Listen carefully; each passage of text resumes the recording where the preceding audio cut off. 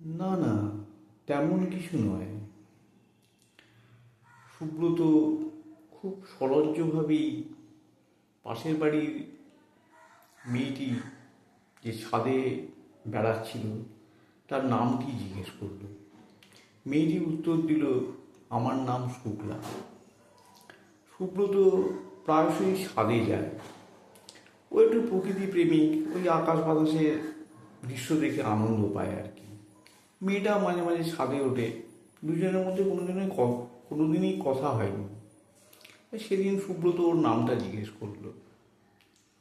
পরে আর একদিন ছাদে ওরা দুজনেই উঠেছে। শীতকাল, রোদ পোয়াতে উঠেছে দুপুরবেলা। সুব্রত মেয়েটিকে জিজ্ঞেস করলো, যে খাওয়া হয়ে গেছে আপনার? তখন মেয়েটি বলল যে না না, আজ যে একাদশী, আমার উপোস, শুক্লা একাদশী। সুব্রত নিরুত্তর